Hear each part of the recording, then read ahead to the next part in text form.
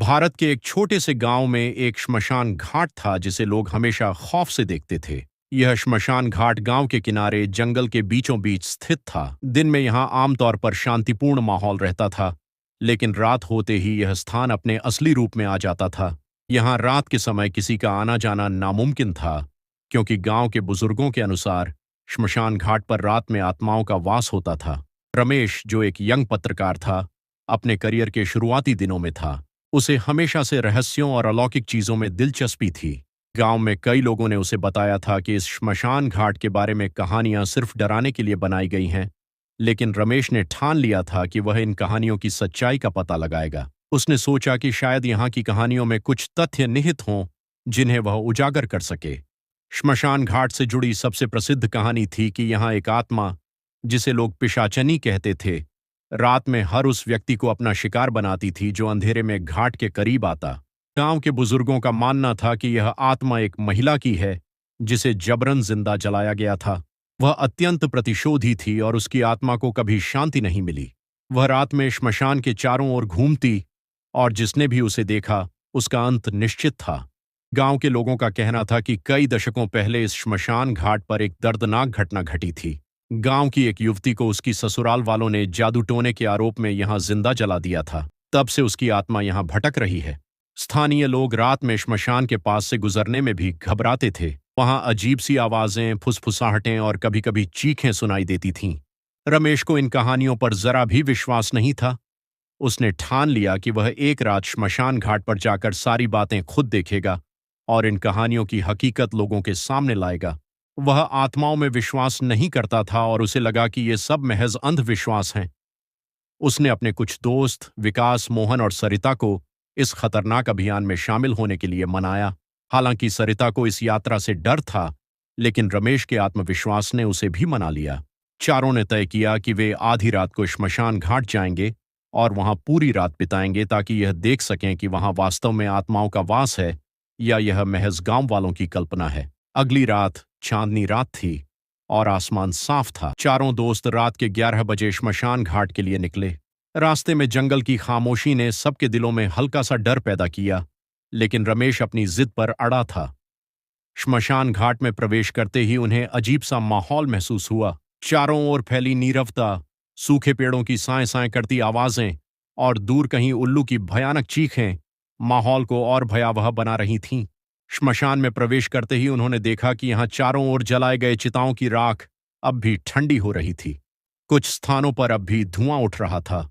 ये दृश्य और माहौल सच में डरावना था, लेकिन रमेश ने अपने दोस्तों को हिम्मत दिलाई और कहा, यह सिर्फ हमारा मन है जो डर रहा है, यहाँ कोई भूत प्रेत नहीं है। रात के करीब 12 बज चुके थे। श्मशान घाट में अब तक कुछ अजीब नहीं हुआ था।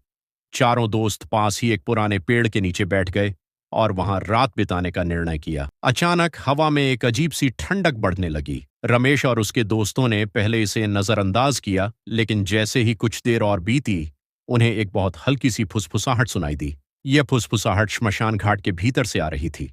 सरिता ने डरते हुए पूछा, तुमने भी वो आवाज सुनी? विकास ने भी सहमति जताई।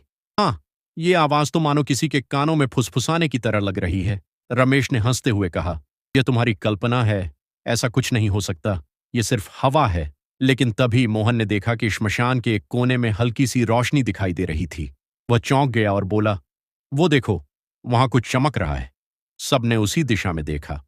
वहां सच में एक हल्की सी रोशनी थी जो मानो एक जगह से हिलती डुलती हुई नजर आ रही थी। अब तक रमेश का भी चेहरा सफेद पड़ चुका था, लेकिन उसने खुद को संभाला और बोला, चलो देखते हैं ये क्या है। जैसे ही वे उस रोशनी की ओर बढ़ने लगे, हवा में फुसफुसाहट और तेज हो गई।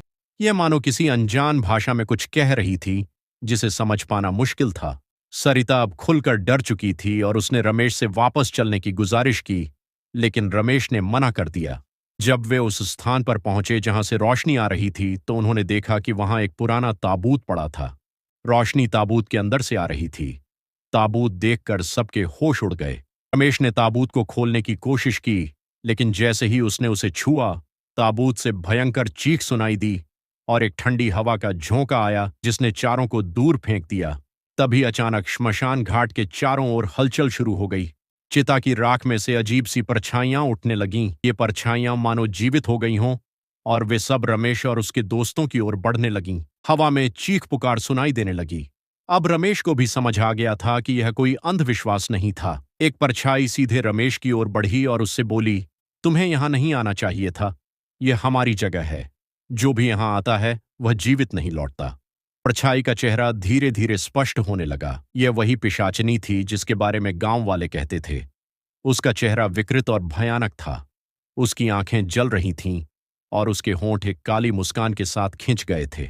सरिता ने जोर से चीखते हुए रमेश का हाथ पकड़ा और भागने की कोशिश की, लेकिन उनके पैर जैसे जमीन में गड़ गए थे। विकास और मोहन भी बुरी तरह से डर चुके थे। पिशाचिनी ने फिर कहा, तुमने हमारी शांति भंग की है। अब तुम्हें भी यहीं रहना होगा। और इसके बाद वह हवा में घुलने लगी और उसी के साथ श्मशान घाट की बाकी परछाइयां भी गुम होने लगीं। रमेश और उसके दोस्तों ने भागने की पूरी कोशिश की, लेकिन जैसे ही वे श्मशान घाट के बाहर पहुंचे, पिशाचिनी फिर से उनके सामने प्रकट हो गई। उसने रमेश की गर्दन पकड़ ली और जोर से चीखते हुए कहा, तुम्हारा अंत अब तय है। रमेश की आंखों के सामने अंधेरा छा गया और वह बेहोश हो गया। जब अगली सुबह गांव वालों ने श्मशान घाट का मुआयना किया तो उन्हें रमेश और उसके दोस्तों की लाशें वहां मिलीं। उनकी आंखें खुली हुई थीं, चेहरों पर डर की छाप थी और उनके शरीर बेजान पड़े थे।